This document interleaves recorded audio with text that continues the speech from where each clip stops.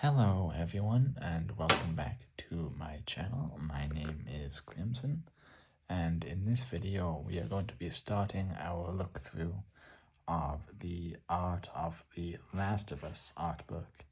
So The Last of Us is one of my favorite story-based games of all time. At least the first one at least. I'm not that big a fan of the second game, but I think the first one is an absolute masterpiece. The gameplay's fun in my opinion, the story is incredible, and yeah. So that's basically it for the intro. I'm not going to spend too much more time on it, so let us just dive right into it. So, the Art of the Last of Us.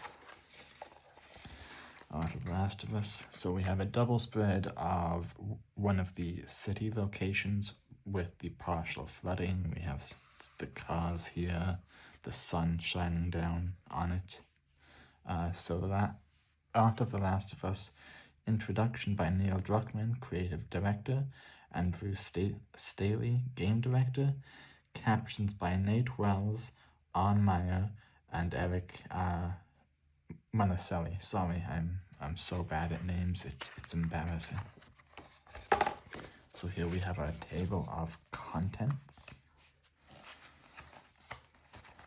So we start off with Joel and Ellie. So Joel and Ellie are our two main protagonists in the game. We play as Joel in for most of the game.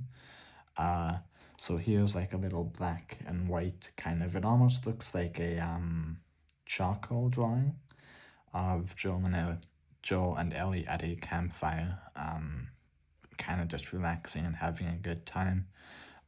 Joel here, to me, actually looks a lot more like how he is portrayed by Pedro Pascal in the TV show compared to how he looks in the game.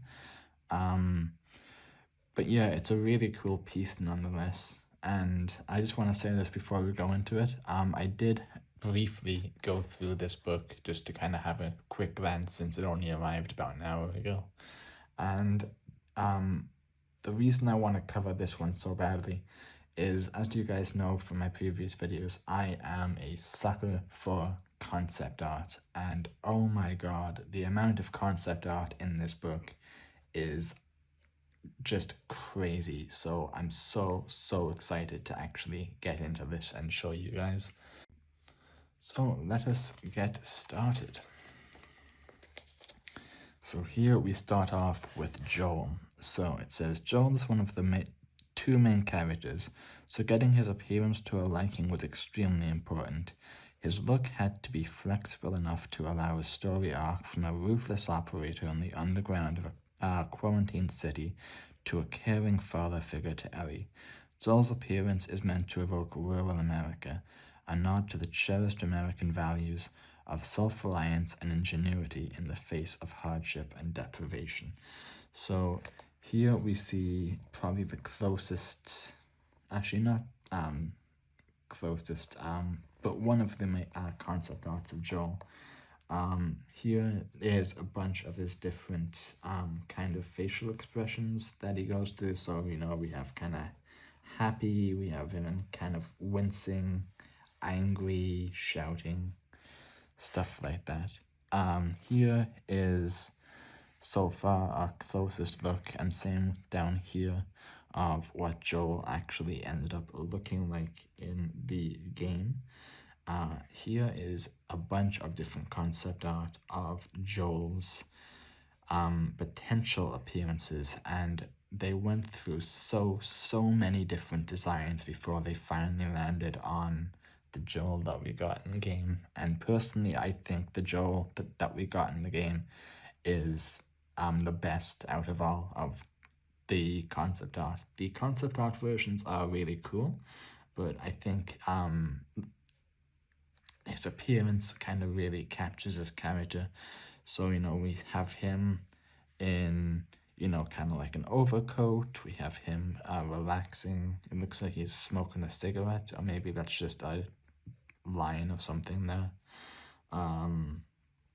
We have him here. It looks like I'm saying here in almost just like a basic button-up shirt, and here he looks like he's wearing a bit more of a puffier coat, and he has a machete here, a shotgun in these three, and then here he has a shotgun on his back while holding a pistol.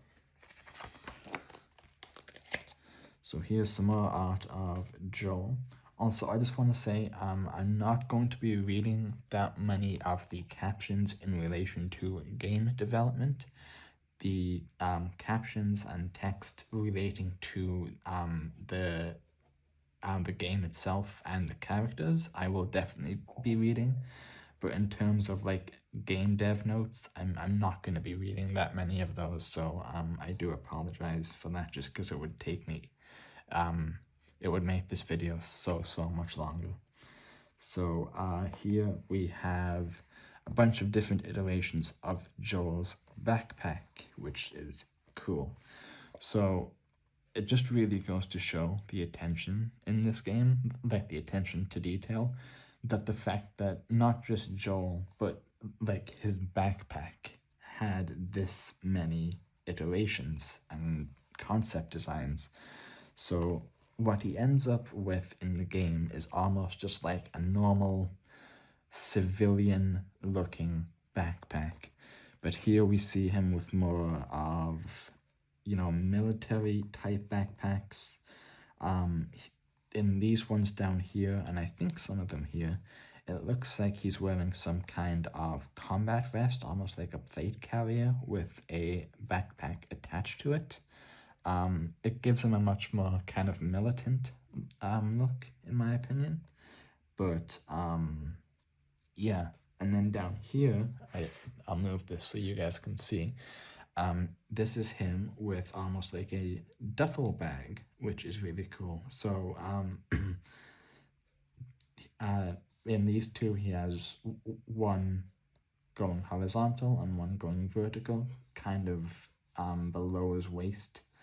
And then down here is him crouching with a similar design bag with a gas mask attached to it. And he has a shotgun here, and I think it's really cool how in these concept arts we see how the gun on Joel's back would have looked if he had this kind of backpack. But yeah, like I said, I think the backpack that he has is really good. It gives him kind of like a very grizzled survivalist look rather than a military look, because Joel is not military. He's definitely a hardened survivor and someone who deals in like the black market and stuff, but he's not a soldier, so I think it's fitting that he does not have a soldier's backpack. What is cool about the backpack in The Last of Us, in case you have not played it, is the backpack acts as your kind of crafting screen or inventory screen. But when you're crafting, the game doesn't pause. So if you're surrounded by enemies and you know, you need to craft a bomb or you need to craft a shiv, you have to actually find some kind of cover to do so. Otherwise, people will just rush you, which I think is really cool. Here we have Joel and Tess. Tess is kind of his partner in crime at the start of the game, and they appear to be about to kill someone or have just killed someone. Here Joel has a kind of machete, a very long knife, to this man's throat, but by the looks of it, he's already dead. Tess is a really cool design. I think her design in the original version of The Last of Us is actually the best. She doesn't look too young, she doesn't look too old, she just looks kind of almost like a woman in her 30s who has aged through stress and everything, and same goes for Joel. Joel is about 50 in the game, but he looks close to 60, 65 just through the stress of everything. Also, just before we continue, I want to mention it now. I apologize if you guys can hear my cat in the background. She has decided to start kind of singing the Song of Her People. So I will do my best to edit it out in post, but if you hear any kind of faint echoes of a meow in the background, that is what that is. So here we have some really, really cool stuff in my opinion. So it says here, these are some of the earliest designs for the character who would later become Joel. You can see how much the look of Joel evolved over the course of production. Iteration is an integral part of Naughty Dog's development process. So yeah, as opposed to the concept art of Joel we saw earlier, this version of Joel looks so much different. He has long hair and a ponytail. He's a lot leaner.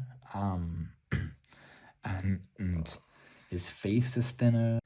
He doesn't look as old in these ones. He looks actually quite young. So maybe this was Joel 10 years after the apocalypse. Because when we start the game, it's 20 years after the apocalypse. So this looks like a much younger version of Joel, but and you can see him here in different clothing, like, he has kind of like a hoodie here, an overcoat, another kind of hoodie. He has like a jean jacket in this one. And yeah, this one he just has like almost like a shirt that is very similar to the one he ended up with here, or ended up with in the game, sorry. These ones here, he has like a side bag, or like a satchel of some kind. So maybe that was another variation of the backpack design. And then here, is some more stuff. We have Joel in a bright orange t-shirt and a headband, which is cool for concept art, but I'm personally really glad they did not go with this design. I think Joel, being the hardened survivor that he is, would not be caught dead wearing a bright color like orange. And then over here we have some more different outfits. So here he's just wearing like a t-shirt. Here he's wearing kind of like a camouflage shirt. Actually, no, that's a plaid shirt. I apologize. And then up here is another picture of Joel and Ellie. So Joel has obviously been wounded here, and Ellie is protecting him with the gun. Ellie looks very, very scared in this picture. And we can see two shadows, one here, one here. So I'm assuming these are the people that Ellie is pointing the gun at. It's not clear what wounded Joel in this picture, but he has blood on kind of like his upper forearm, and there's like a bloody handprint, so I'm assuming that his hand has also received some kind of damage. So here we have yet more concept art of Joel. So it says that we know that Joel and Ellie traveled across the United States. They would encounter different environments and weather conditions. These sketches are a small glimpse into how we found the right outfit for each setting. So if you have not played The Last of Us, each of the different chapters are based on these seasons. So it starts off in summer, I believe, and goes through like spring, winter, fall, and all that stuff. So yeah, we start off with Joel just kind of in his plaid shirt, but then over time, as the seasons change, both him and Ellie have different clothing on. So we see up here kind of some different types of overcoats. Same here. This one, it looks like he's in just like a t-shirt, or like a long sleeve t-shirt with like a deep neck, which is kind of interesting. This one doesn't even look like Joel to me, in my opinion. Maybe it's just the shirt. And then here is Joel in some of his, I believe this is his fall outfit, which is pretty cool. I really like this one in particular. I think the tan outfit goes really well with what he's wearing. And then also here we have some more pictures. These appear to be more of the fall type of outfits. I believe these are more of the spring and summer outfits, as they're a lot lighter. And then down here we have some of his winter outfits. So he has like a, I'm not sure if this is called a parka or this one is a parka here. I'm not sure what these jacket types are actually called, but definitely a winter coat, which I think is so cool. And again, I'm not going to keep going on about this, but it's like, it's so cool seeing just how many different versions of Joel there could have been for each season. So yeah, really cool. This is what I was talking about with the concept art in this book. So here we have another kind of, it's not quite black and white, it's more almost like a sapien color of Joel and Ellie. Joel is kind of laying on his back with a pistol in the air, holding Ellie, who's almost like in the fetal position. So I'm assuming that she's kind of scared or has just gone through something kind of traumatic here. She looks quite shocked in this picture. And then here we are starting the Ellie section. So, Ellie. Establishing the proper look for Ellie was critical.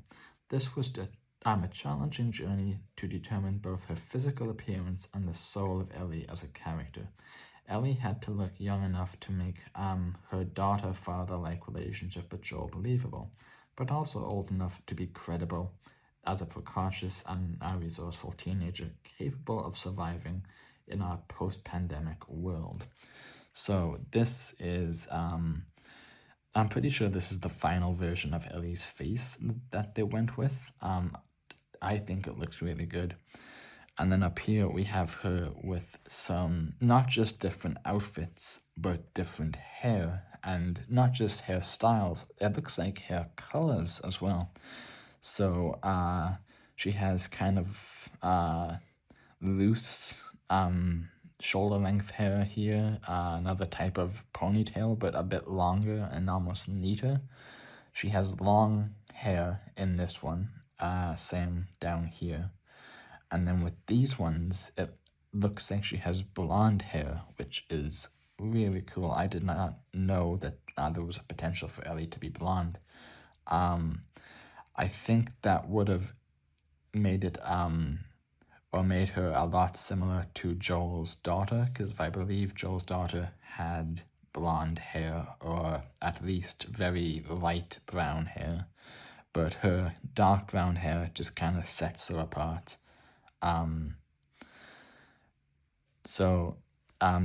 Going back to these designs, we have her in different outfits. So we have her here in just like a button-up shirt with like a pocket. This one she has a very almost like modern type of long sleeve top with one of the shoulders down. Here she has like a coat on, and she has a shovel in this one, which is really cool. And yeah, this one, these ones here appear to be much rougher sketches. But yeah. Also, I should have said this at the beginning, but if you have not played The Last of Us, I would not recommend watching this video, because The Last of Us is really something that you need to experience going in blind if you have not been spoiled. So if you haven't been spoiled or have not played The Last of Us, don't watch this video, go play The Last of Us, and then come back to this video, because you'll appreciate it a lot more. So here is a bunch of different versions of Ellie. So we'll start at the top and make our way down. So here's Ellie with a very similar hairstyle that she has in the game, but this one appears to be her with blonde hair, and she's holding a dog in this one, which is really, really cool. I don't believe that Ellie ever encounters a dog in the game, or at least not in the first game. Here is her holding a pistol. She looks a lot younger in this one than she does in the final game, and same here, she looks quite a lot younger, and she looks like she hasn't been through as much stress in this picture, just by kind of how her face looks. This is a really cool picture. So this is her smashing uninfected heads in with a pipe. Really, really cool. Because despite being young, due to kind of Joel taking her under his wing, she is very, very capable by a good, or at least by the halfway point. You could probably make an argument to say earlier. So yeah, so this is basically saying that Ellie is infected, as we know, but she is immune. So this is a picture here of her bite mark. It looks very fresh in this picture, so maybe this is when she first showed it to Marlene right after. But it says here that because of this, she wears long sleeves, which makes sense. You know, you wouldn't want to be walking around with short sleeves for the world to see your bite mark in this universe, because people would just shoot you on sight. But yeah, so here's some different types of concept art of her from the back. This one is interesting because she appears to have kind of red hair in this one. So it's cool that we've seen her with her brown hair, which she has in the game, blonde hair, and red hair. I'm actually not sure which one I prefer. I'm not the biggest fan of her with blonde hair, but I think her with red hair would have also been really cool. But I think she looks perfect in the game as is. And then here is just some more concept art of the different types of backpacks that she could have. Here we have some art of her and Joel. So Joel is here, Ellie is here. So Joel has a gas mask around his neck here to kind of prevent him from being infected by spores. But since Ellie is immune, she does not need a gas mask. And that's one of the first bits in the game where she kind of proves to Joel that she's infected. Or infected and immune, I mean, because they... the two of them enter an area covered in spores, and Joel has to put his mask on, whereas Ellie doesn't. And he's like, how are you able to breathe this? And she's like, yeah, I'm fine, bro. So this is Ellie here, just kind of by herself. She looks like she has lighter hair in this one. Here is just her in almost like a raincoat with her hood up, with the hood shadowing her eyes. This looks like a tent in the background.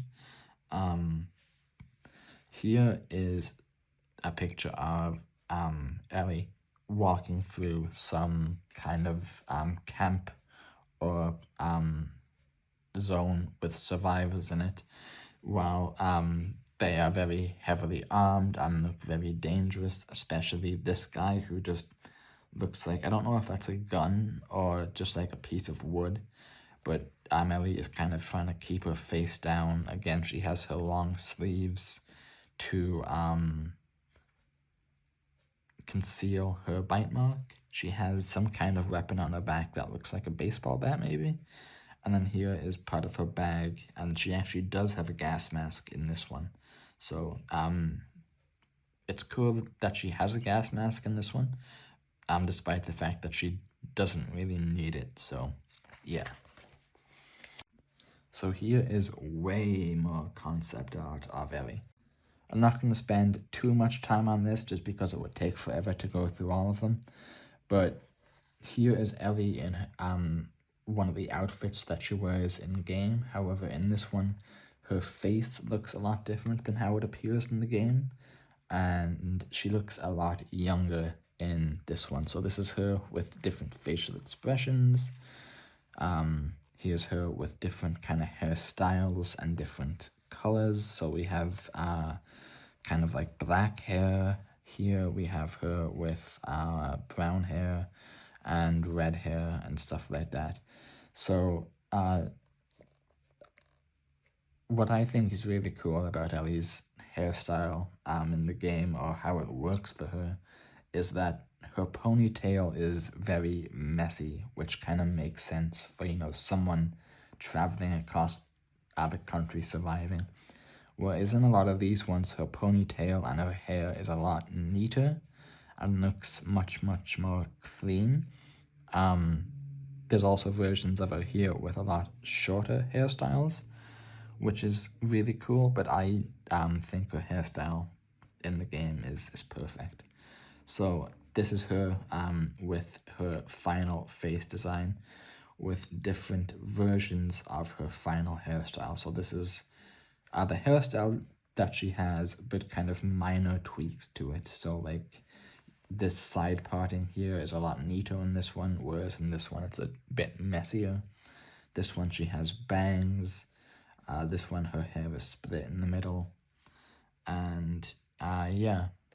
Here is some more of the earliest explorations of Ellie before her character emerged. In the bottom row, we were getting close to something that we liked. So yeah, similar to how we saw some of the pictures of Joel that looked nothing like him, these are pictures of Ellie that look nothing like her. So you can see that she has kind of strawberry blonde hair in this one and red hair here. All in different outfits. These ones she has either a beanie on or a hoodie with her hood drawn up. But I'm glad that she doesn't have this kind of hairstyle in the game. It's not a bad hairstyle, but I think the one she has just looks good. It makes her look like someone who's like, a survivor. Because I think maintaining a short hairstyle throughout the entire game would have been a bit weird, because it's like, is she cutting her hair? Is Joel cutting her hair? Maybe I'm just getting a bit too into it, but anyway. So this down here, her face is a little bit different than how it turned out in game, but her hairstyle and her clothing is very similar to how it turned out in the final game. And as it said here, this is when they were getting close to a final design. So yeah, loads of cool concept arts of Ellie, and it's really interesting, to me at least, just seeing like how many versions that there was and how potentially this character could have looked so different. And same with Joel. Here's some more concept art of Ellie. This is her with her final in-game outfit and final in-game face, but she has the red hair in this one. This is just her in different tops. This one she has like a kind of winter hat on, which is cool. That would have maybe been cool for her to wear during the winter section of the game, but it's not a big deal that it wasn't included. Down here we have some more final pictures of her in some of her various clothing that she wears. However, she has a hood up in some of them and the red hair. What's cool in all of these is in every single one of these she has the red hair.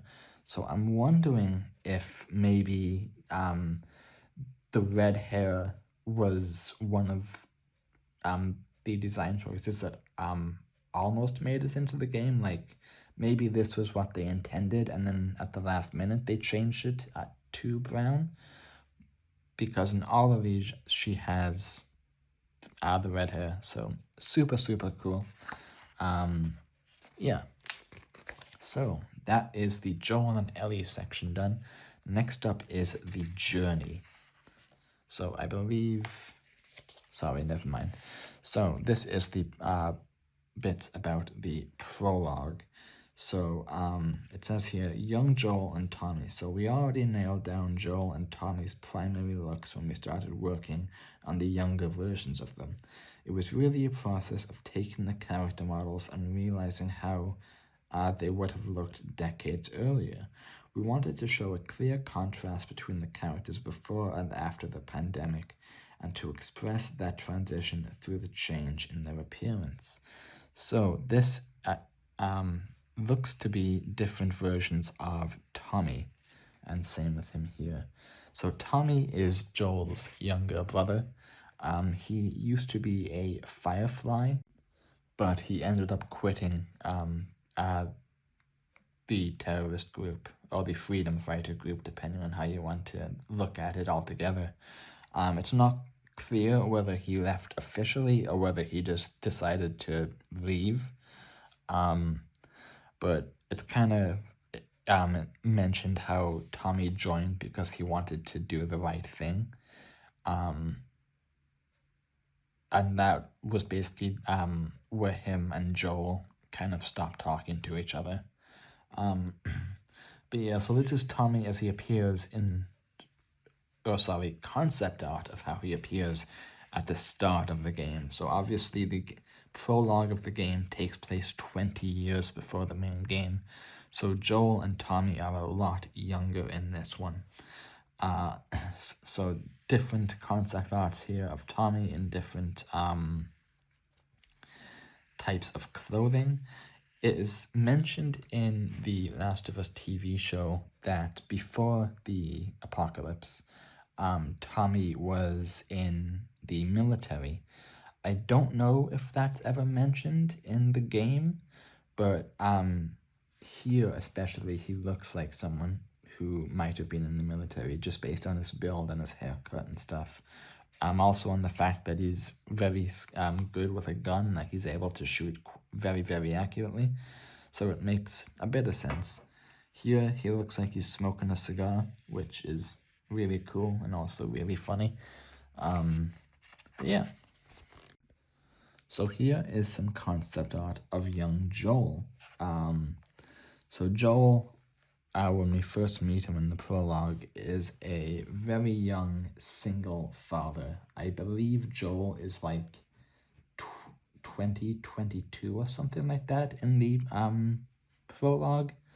And it just really goes to show how much he has aged from the start to the end of the game, both in terms of him just aging naturally and aging due to stress and everything.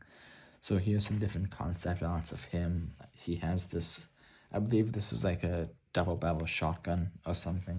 I am not super knowledgeable on different types of guns, apart from just like the basic ones that are usually in every kind of first-person shooter.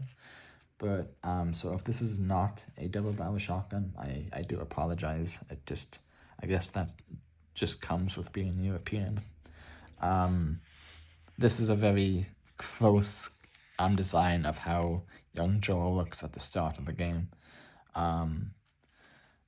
But yeah, just looks like a normal man, and same with Tommy, you know, they were both just normal people at the start of the game. They weren't outlaws, they weren't ruffians, they were just normal people living normal lives. And it really shows in both Joel and Tommy, especially here and in this photo of Tommy. So this is Sarah. So Sarah is Joel's daughter. So it says, the prologue of the game gives us our first and only look at Joel's daughter, Sarah. Although Sarah is much more innocent, and it was important to establish her as a down-to-earth girl who shares many qualities with Ellie. Sarah's look needed to feel authentic and clearly show her relationship to Joel, while at the same time establishing her as a distinct character with her own sense of style. Her facial features are based on the actress who played and voiced her, Hannah Hayes. That is actually cool. I did not know that. So yeah, so Joel's daughter is actually who we start the game playing as, which is cool. We shift to Joel about halfway through the prologue, but we play as her kind of wandering around the house, listening to the news and everything, seeing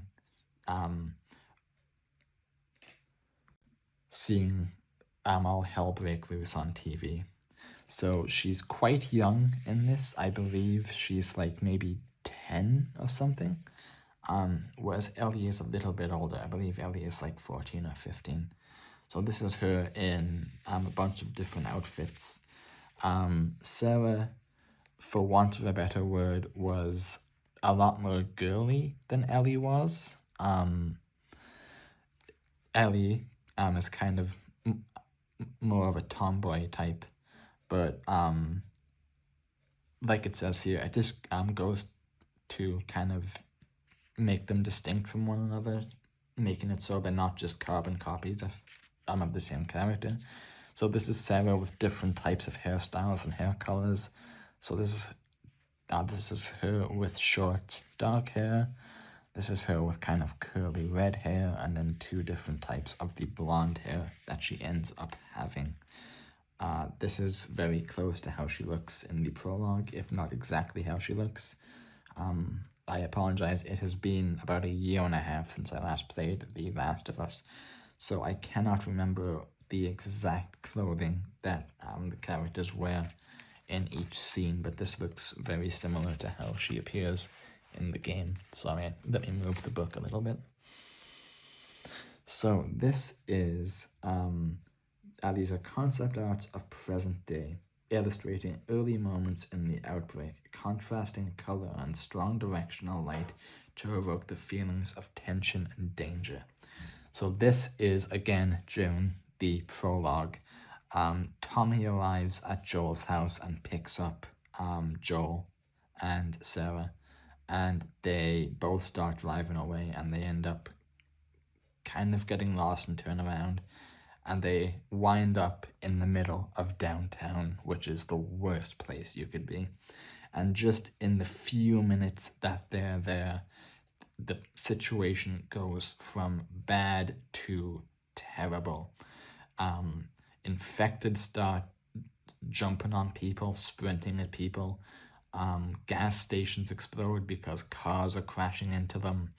Lightning poles are falling, spreading electricity and causing electrical fires. People are stampeding. Roads are blocked due to cars. And yeah, it is just not a good situation. So Joel at this point is carrying Sarah in his arms. Him and Tommy get briefly separated. Joel makes his way kind of down a side alley, which is shown here. I'm not sure if this is the exact alley, but this is what it kind of looks like. This is Joel's house. I believe this is his house here, or at least this is his neighborhood. And here is Tommy in his truck who comes and picks them up. Yeah, so actually, I think this is Joel's house. I can't remember what Joel's house looks like. This is Joel, Sarah, and Tommy. I believe that's them. I actually can't tell because of how dark it is. But this is them near the end of the prologue. So the three of them are running, and you can see 4 soldiers in the background. So they are running not from infected here, but from the military who was apparently meant to protect them. So it says here we wanted to place Joel and his family in a rural, small-town America to ground Joel's earlier life in a tight-knit community. We're still using lots of direct lights to heighten the sense of tension.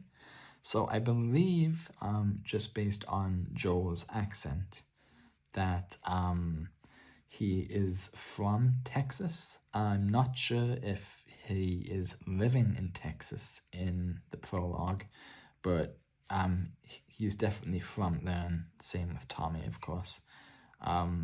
Sarah doesn't seem to have as strong of an accent as Joel, so maybe they moved to somewhere else. But yeah, it's just kind of cool.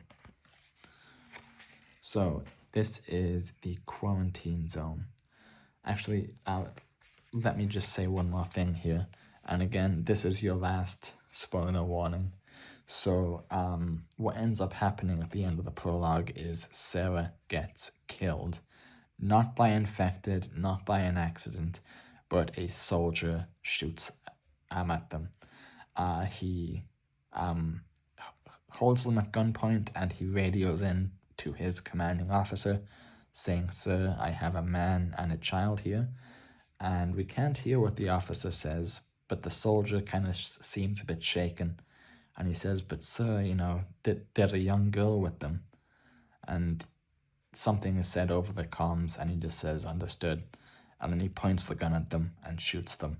So Joel is still carrying Sarah in his arms at this point. And it seems like Joel is able to dodge away from the soldier by kind of jumping down a little decline in the grass. While Joel is not hurt, Sarah is mortally wounded by a gunshot. The soldier comes right up to them, is about to kill them both, and then is shot in the head by Tommy. So this is the first real emotional gut punch of the game, and it comes out of nowhere, and it comes very, very early, but it sets the tone for the game wonderfully. Just showing that, the infected and the bandits aren't the only threat, that literally everyone is out to harm everyone else. So, the quarantine zone. The few remaining pockets of civilization in the United States are the quarantine zones scattered throughout the country. We considered several potential cities for the starting point of Joel and Ellie's journey, eventually setting on Boston. The quarantine zones are militarized police states, so we worked to create a setting and characters that would properly express the sense of oppression as the military kept the citizens in line and the infected outside the heavily guarded walls. Now, you might see the term quarantine zone that is run by the military and think that, hey, these places are, safe for people and good places to live.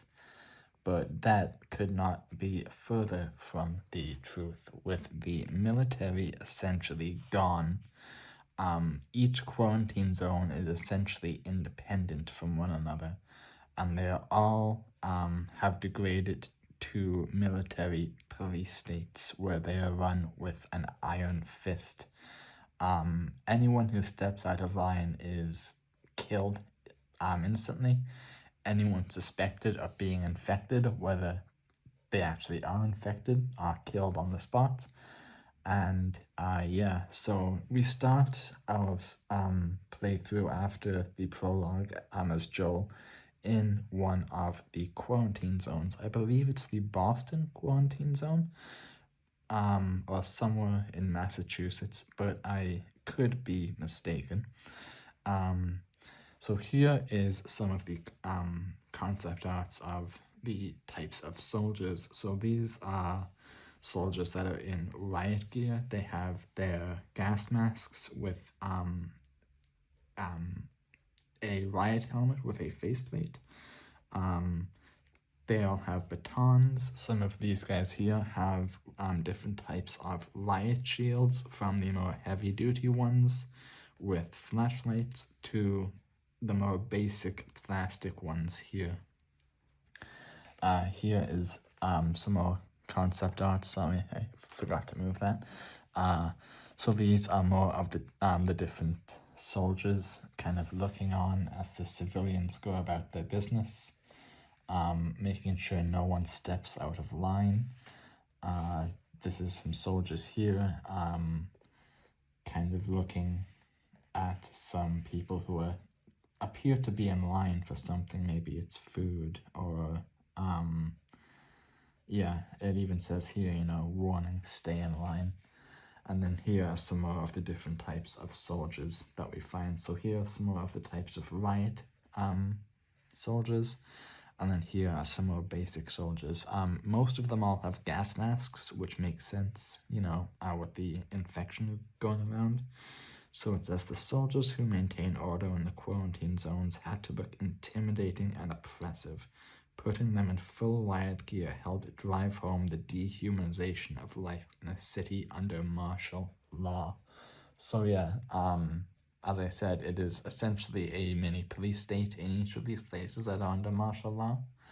And while they keep you safe from infected, it is definitely not a nice place to be. And like I said, this is where we start our journey as Joel after the prologue and where he first meets Ellie.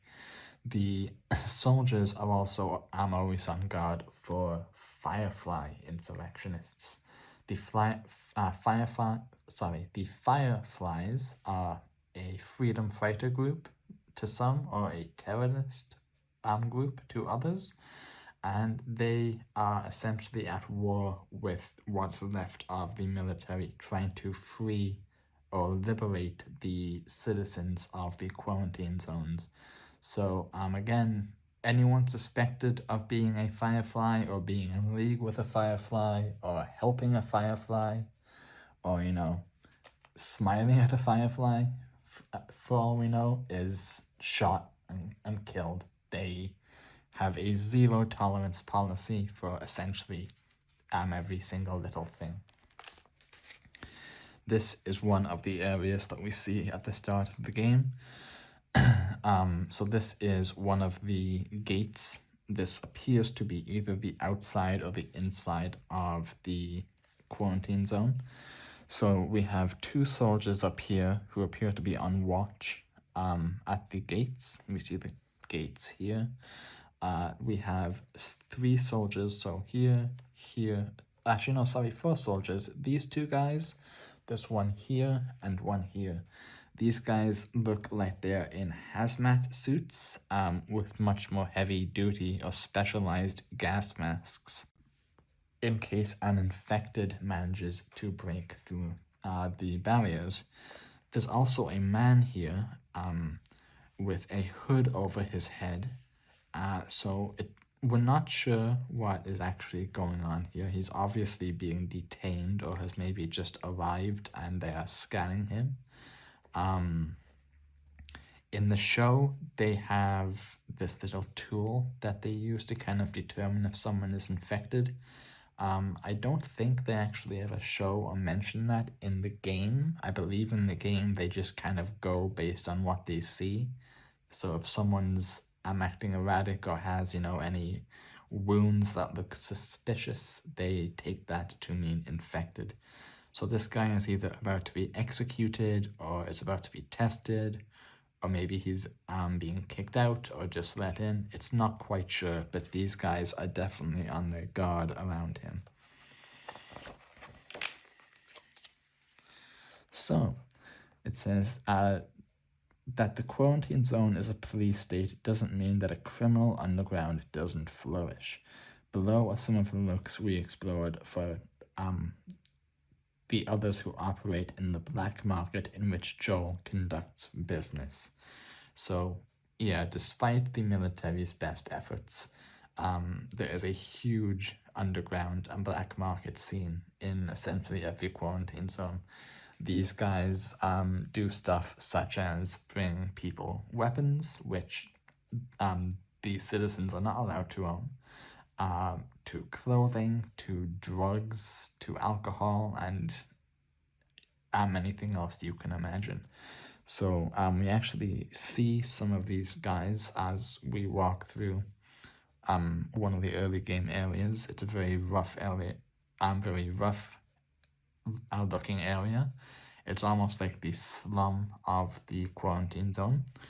And we see multiple designs here of all of the different types of members, from just ordinary looking people to the more militarized members to kind of the more professional bandit-looking guys. Joel is a smuggler in his quarantine zone, and is one of the most well-known smugglers in the zone, and is definitely one of the better members of the underground. So everyone knows who Joel is. Joel is very, very good at his job. He works with Tess, who is, like I said, his partner in crime. They are both smugglers. And smuggling basically entails sneaking out of the zone, which is absolutely forbidden. Going and scavenging stuff that people want, that they buy or barter for, and then bringing it back. So it is quite dangerous, but Joel and Tess are veterans of it, so they are very well equipped. It's also very ironic and also kind of like dark humor that this military dictatorship police state has this massive welcome sign on its front gate. That's just kind of funny. So here is the woman I was just talking about, Tess. So Tess needed to look tough and capable, and equal to Joel, who works in the gritty criminal underground. In making Tess's appearance rough, we strived to add an element of strength and aggression to communicate that she might be willing to go further and be more cutthroat than Joel. That is actually very true. Whose appearance is far cleaner. Very early on in development, Tess was actually the main antagonist of the game before the final narrative had been established. I did not know that, and that is so cool. And obviously that changed massively based on Tess's role in the game. So Tess getting bitten provides us with our first look at how the infection progresses. We wanted it to look more like just a flesh wound and show how quickly the infection spreads and takes over the body. Yeah, Tess essentially goes from being bitten to having this massive infected wound with pustules and blisters and everything.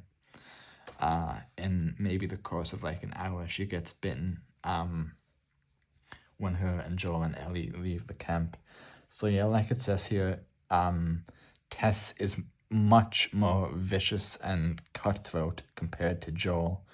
Joel tries to have an air of civility around him, whereas Tess is like, if you mess with her, she'll just kill you, as happens to someone who steals a package that she meant to deliver. That's kind of our first introduction to how Tess and Joel operate. So here is a picture of how she looks in the game, or at least very similar. Here's her with different hairstyles. I like that she has a bandana. I think it's just a very cool look for her. This is her with the infection and kind of how it, not necessarily how it progresses, but just the different stages and maybe how the different infection was meant to be portrayed. But yeah, you can see in this picture here, it's just a bite mark, and then it progresses, gets bigger, gets more swollen, more blisters appear, and yeah. So here's Tess, holding a knife to someone's throat, screaming at him. I'm assuming she's about to cut this man's throat. Black and white picture here of Tess. Like I said, she appears to be quite a lot younger than Joel. She's not young per se, but she's maybe around 35, 40, I would say, whereas Joel is like 55. Here's a bunch of different pictures of concept arts of different outfits for Tess. Not going to go through each one, but they're all very similar, except for this one. This one, she's in like a hoodie, of how she looks in the game, and she has loads of weapons. Tess is mainly an arms smuggler, or at least that's what it appears to be when we first meet her, and it's shown by her kind of having a massive knife on her back, a pistol, and either a Kalashnikov or a M16. Really cool character. I wish that she managed to stay in the game a tiny bit longer, but I think her the way she dies is very fitting and kind of Ellie's first experience on just how this world works and how brutal it is. Yeah, let's continue. So this is Marlene. So as one of the leaders of the Fireflies, Marlene had to look capable and in control at the same time. She had to convey a sense of compassion so that the players would buy that she deeply cares for Ellie. So here's just some pictures of Marlene here. Her kind of working as a firefly. She's helping someone here, killing an infected here. Her in different outfits. This is her working with Ellie. And yeah, so Marlene knew Ellie's mother. And after she died, Marlene kind of started to take care of Ellie and raise her herself. However, she was the first one that Ellie told about her infection, and obviously she didn't believe it at first, but she since has come to realize that it is true, that she is in fact immune. The Fireflies are trying to find a cure. They have a massive medical research lab where they're trying to work on a cure because no one else is doing that. And she sees Ellie as essentially humanity's last hope. So that's how she gets introduced to Joel. Marlene hires Joel to essentially smuggle Ellie out of the zone and bring her across the country to one of the main Firefly medical facilities. And that is essentially what starts the whole game and the whole adventure. So here is a picture of Marlene. This is very similar to how she appears in the main game. This is her again with different hairstyles and her in different outfits. I like the way she looks here because she looks like a very capable leader and someone who would be, like a leader of the Fireflies. But at the same time, she doesn't look like a rebel. She just looks like, a normal woman in normal clothes, apart from the gun, of course. So it's very kind of good camouflage, like hiding in plain sight. But yeah, she is very, very dangerous and is extremely loyal to the Fireflies. So the quarantine zone is populated by ordinary citizens from all walks of life. Even in a post-pandemic world where supplies and resources are scarce, we felt ordinary people would still strive to express individuality in the way they are dressed. So I'm not going to spend too much time on these guys, just because they're mainly just people you walk past. But these are some of the different types of people that we find in the zones. So, very disheveled, very stressed, very malnourished. This woman here has like a child. So do these two guys. This guy has like a shopping cart filled with stuff, probably his possessions. And yeah, very, very cool.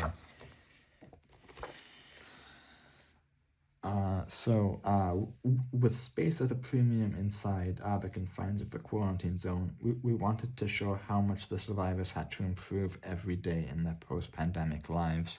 So this is what life inside the quarantine zone looks like. This is where people live, inside these kinds of buildings. If you can even call them buildings, they're more akin to shacks. And this is one of the nicer parts of town. So then this is just some of the people that we find, again, in these kinds of zones. As Joel, we actually walk through one of the main slums.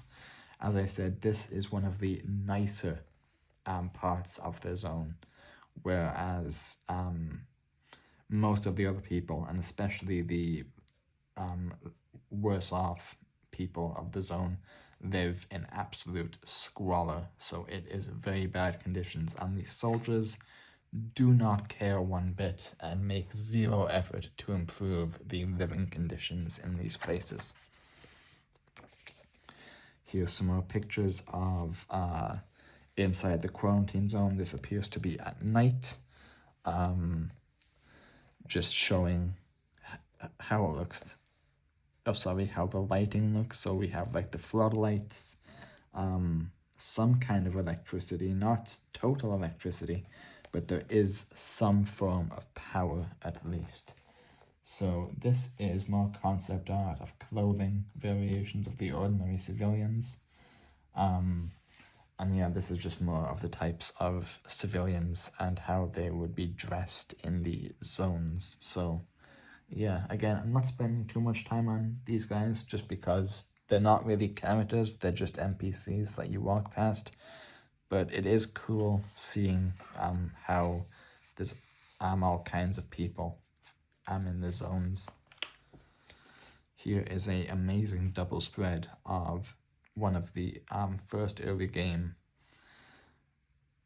bits that we get to explore after we escape the quarantine zone with Tess and Ellie. And one of the really cool things I like about The Last of Us in terms of its environmental design and art style is we really get to see cities and man-made structures being completely overtaken by nature.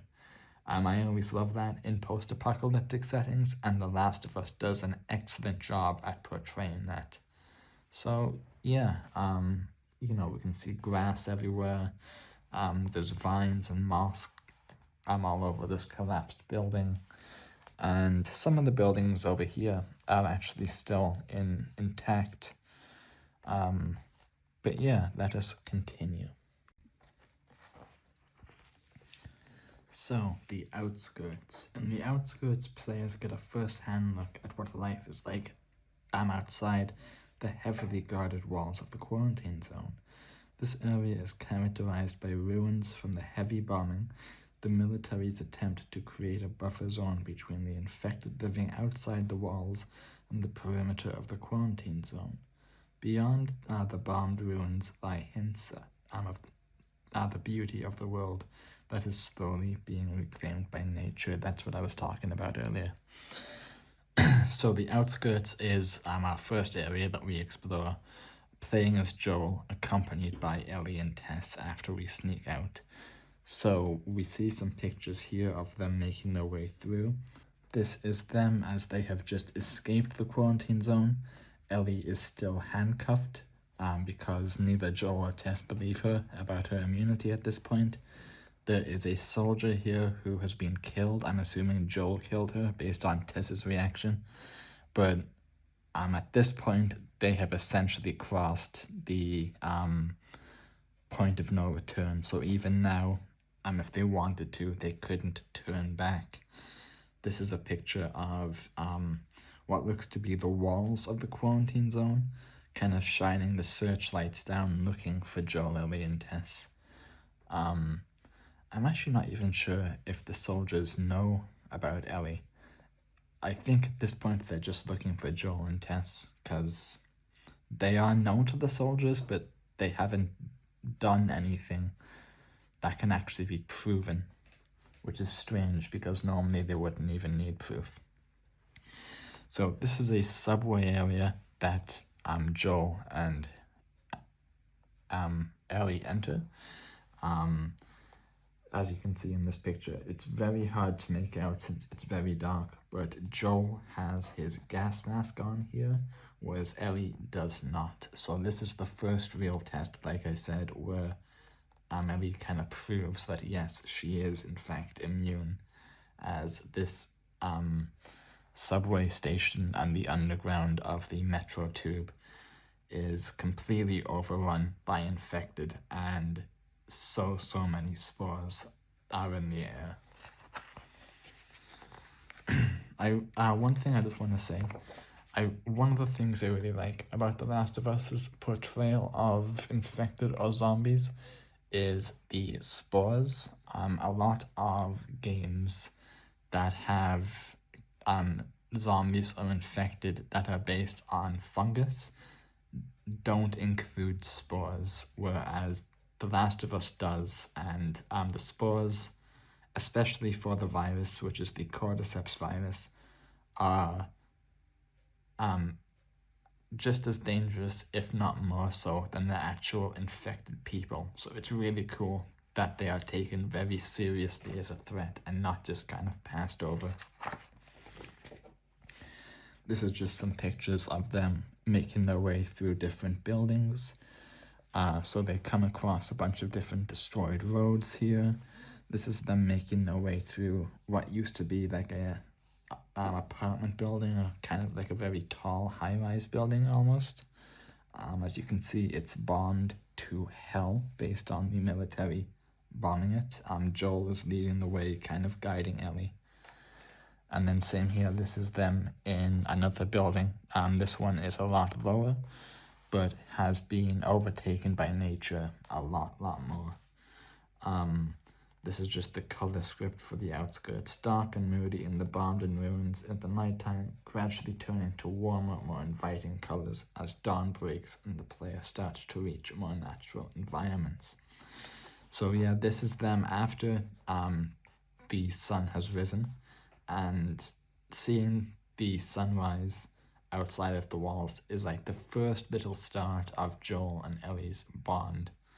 So they make their way through after this, after having gone through all of these different buildings, fighting off infected. And this is our first look where we really get to see the beauty of the world in full-on display. And the graphics of this game really highlight the beauty of the world. I know some people have very mixed feelings because The Last of Us has gotten 2 remasters. There was the original game on the PS3, then there was the remaster on the PS4, and then there was the remake on PS5 and PC. I believe the remake is also on PS4. I might be wrong about that. I have a PS5 and PS4, but I don't play them often. I mainly just play my PS2. That's a little bit of Crimson lore for you, sorry. I'll try and keep it on the book lore rather than me lore. So, Bill's Town. Actually, did I skip? No, I didn't. Bill's Town. Bill is the only survivor who dared to stay behind at the town he lived in. Was evacuated, and its less fortunate residents succumbed to the infection. He managed to survive because of his familiarity with every inch of the town. That's some improved defensive measures, including traps to ward off infected or any other humans who dare to venture too close. So, Bill's town was first off fully evacuated by the soldiers, and then overtaken by the infected. But Bill was a survival nut before the outbreak. So he was fully prepared for all this and had all of the different supplies. And has fortified his town to extreme measures. There's traps around every single corner. And it's super deadly. There's mines, there's pitfalls, there's traps that shoot arrows at you and shoot guns at you. So Bill has every inch of this place covered, and he is a very, very skilled survivalist. This is some pictures of some concept arts of the different, or how Bill could have looked. He looks a lot different here. Much more, I don't know what the right term is, but he looks like a bit more of a slob in these pictures, especially these two here. But I think the way he's portrayed in the game is good. Definitely a disheveled, shaggy man, but still taking care of himself to the best of his ability in his situation. So it says, Bill, like that of many other survivors, Bill's appearance is dictated by practicality rather than self-expression. From his vest to his backpack and gas mask, it's just just about everything Bill wears doubles as a survival tool. So yeah, Bill does not do anything, wear anything that has nothing, or at least something to do with survival. His entire life is based on survival. So Bill is actually one of my favorite characters in the game. I just want to see if there's more about, no, there's not, so I'll quickly talk about it here. So Bill has been alone in this town the entire time. So like I said at the start of the video, we start playing as Joel 20 years after the outbreak. And during this 20 years, Joel and everyone, Joel was with Tommy and then with Tess, and then in different quarantine zones. Were as bad as they were, there were at least other people. Bill has been in this town for 20 years by himself, with the exception of his partner. But it's not clear when his partner actually entered the scene. And as such, Bill has gone a little bit mad due to the isolation. He talks to himself and all that stuff. Ellie even makes a joke about it. Ellie and Bill do not like each other. There's a funny scene where they're asking for food, and Bill's like, absolutely no way. And Ellie is like, hey, for one, I can't remember the exact quote, but it's like, you're fat enough, you've been eating enough, which is so funny, and Bill instantly pulls a knife on her. Another cool thing about Bill, and this is probably one of the reasons I like him a lot, is Bill is, in my opinion, in video games, one of the best examples of a gay character. So it is completely possible to miss all of this in the game. Most people probably will not actually pick up on this, but Bill is gay in the game. His partner, it's never clear whether his partner is like a partner in terms of survival partner or partner in terms of a relationship. But yeah, and also at the end of this section, Ellie steals a magazine, or a porn magazine, from Bill, and it is a porn magazine featuring men. So it's a very funny scene. The reason I think this is one of the best portrayals of a gay character in video games, at least when this game came out at least, is that his sexuality is not his character. His character is this, half-insane survivalist nut who's gay, rather than being, the token gay character of the series, which I think Naughty Dog did an excellent job of incorporating this and all that. And it also just goes to kind of humanize Bill a bit more, that, he might seem ruthless and seem that all he cares about is himself, but at the same time, he did care about his partner, and his partner ended up, I don't know what to say because I don't want to get demonetized, but his partner decides to self-exit, for want of a better term. I think that's a way I can say it on YouTube, and Bill is distraught by this, which makes sense. And he's distraught in a way that would make more sense for someone who had a romantic partner rather than a survivalist partner. But yeah, it's really, really cool. So anyway, at the end of this, we find a car battery, and Bill gives us one of his cars to speed on our journey. Bill decides to stay behind. I believe Joel offers him to come with them, but Bill wants to stay behind. You know, this is his home, and he'll be damned if he's gonna leave his home, which again is why Bill is probably my favorite character in this game. Here's some more pictures of Bill's town. As you can see, it is a small town, but it is quite a large small town, if that makes sense. So there's all kinds of buildings, you know, there's churches, there's restaurants, there's clothing shops, there's all kinds of things. And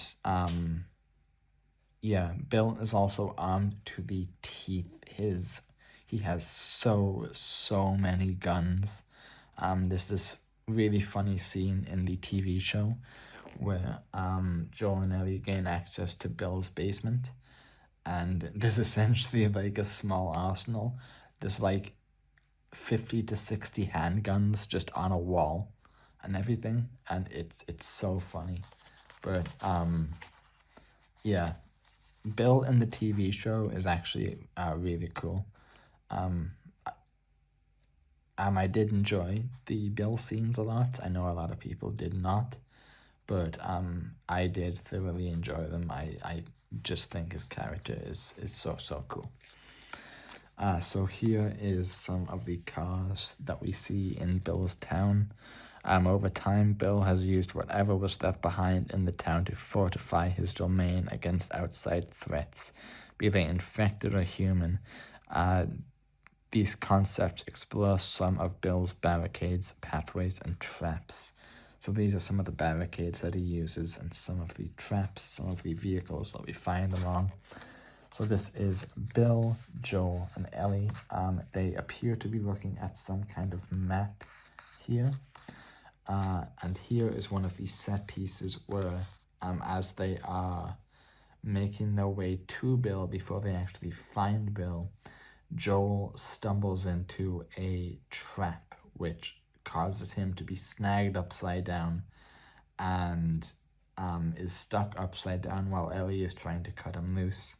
All the while, loads of infected are running at him, and not just normal infected, clickers as well. We will get into clickers more when we get to the infected section of the book. But it is a very tense section where you really have to try and aim for the head. Especially on the harder difficulties, which I always play these types of games, or really any games on the hardest difficulty. This section can be quite difficult if you are not careful with your shots.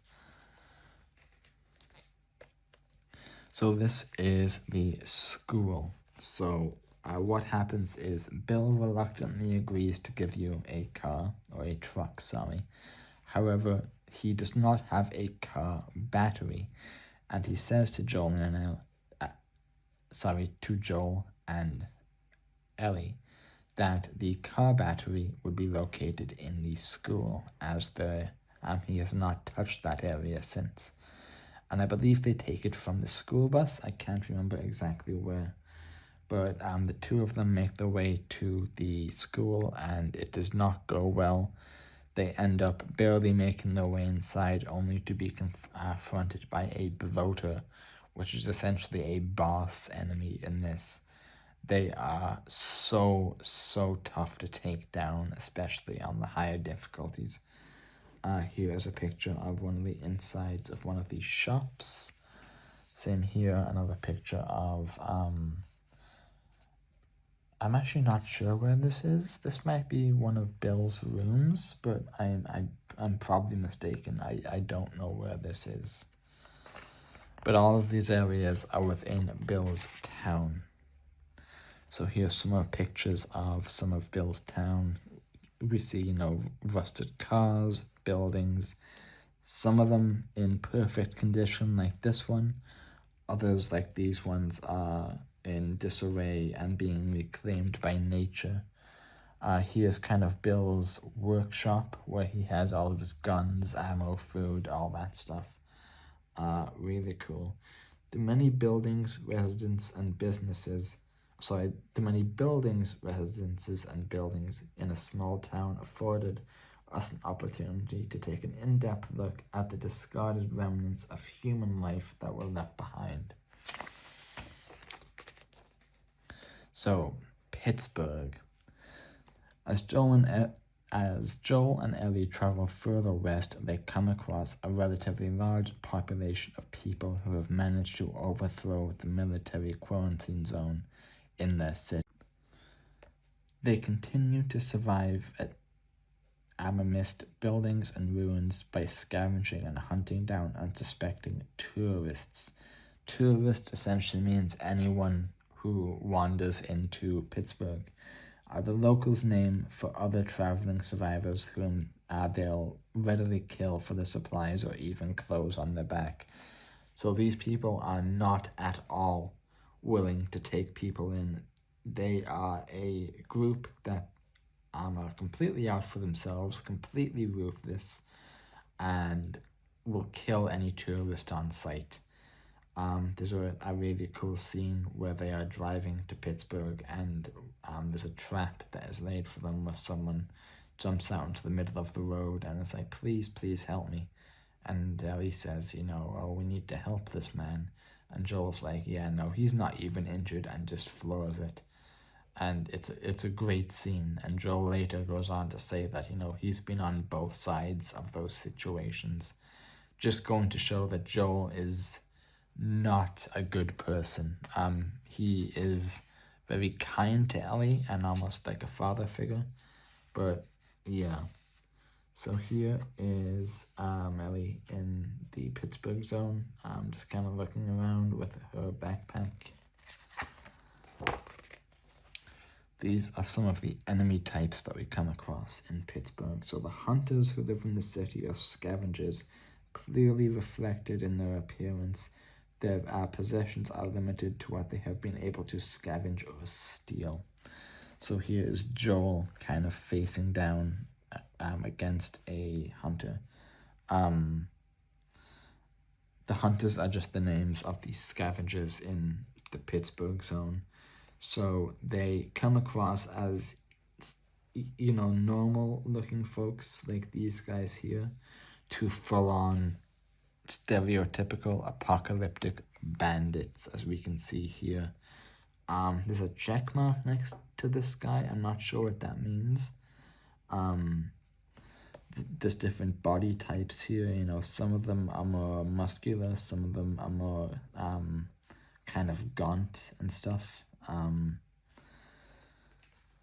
yeah, it's always weird to me seeing like kind of gaunt people or gaunt designs for people in post-apocalyptic situations, and then being like, oh yeah, that's essentially what I look like. So I just find that funny. Okay, that's the last bit of Crimson lore for this video. I apologize.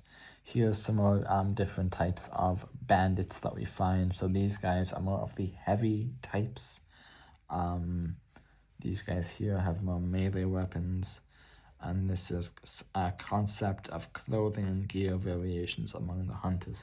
The hunters also incorporate women into their ranks, which I think is really cool, as a lot of apocalyptic media always has, men being the bandits. But it's cool that there are women that are included, and the women are no less tough than the men. They are as aggressive, as strong, and are not to be taken lightly.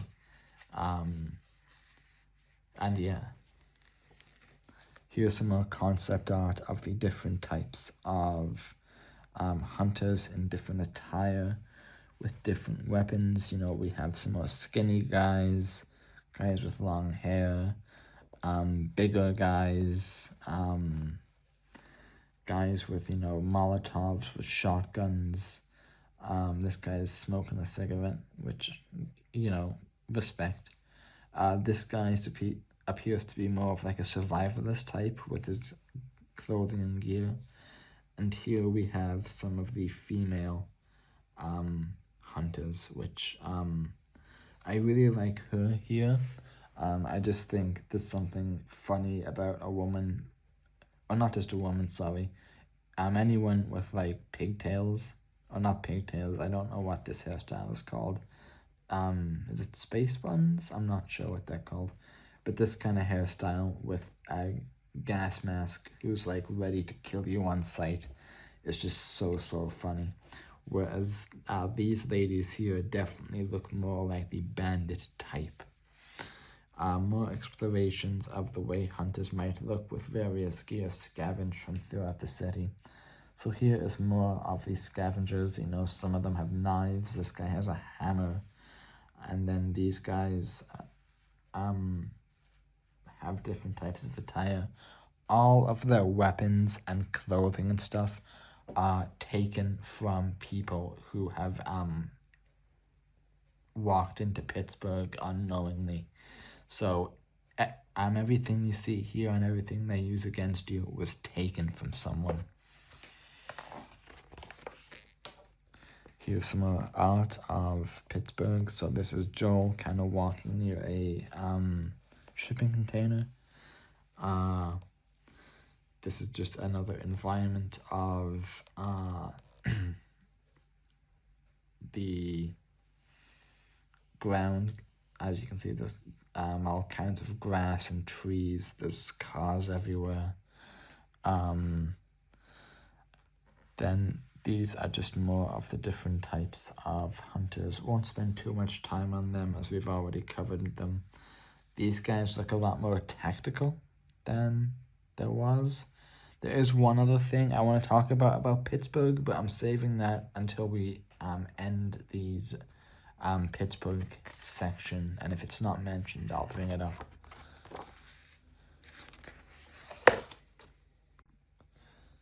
So it's not mentioned. So the people of Pittsburgh have a massive armored car. It is almost like a mix between like the Killdozer and a Humvee with a mounted gun, and they chase down people mercilessly. This vehicle hunts our protagonists throughout this entire section, and they only manage to escape it by jumping off a bridge. So yeah, and later on we do manage to destroy it, but I will save that for when we get to that section. And here we have a great double spread of Pittsburgh during the day, showing some of, yet again, the beauty of this area with the grass, the bright green foliage, you know, the cars, the buildings. We can see some buildings up here who appear to be untouched. We have some birds flying in the air, and this is just a really beautiful double spread. However, guys, this is going to be it for this video. So I hope that you have enjoyed this video. I was really looking forward to this art book arriving, and I'm so glad that I got to cover it with you guys. So yeah, just a couple of things before we end the video. First off, I want to say thank you to my 2 patron members. So thank you, Slice of Life for Life, and thank you, Mary the Otaku. Your patronage means the absolute world to me. And also everyone else who has just viewed this, your viewership means the world to me. As much as I appreciate the Patreon stuff, it is absolutely not necessary. Really, viewership and you guys enjoying this type of content is all that I need, and the main reason I started this channel. So, that's going to be it. If you are listening to this video while trying to go to sleep or relax, this is the end of the video. So I would click off now so that an ad does not disturb you or wake you up.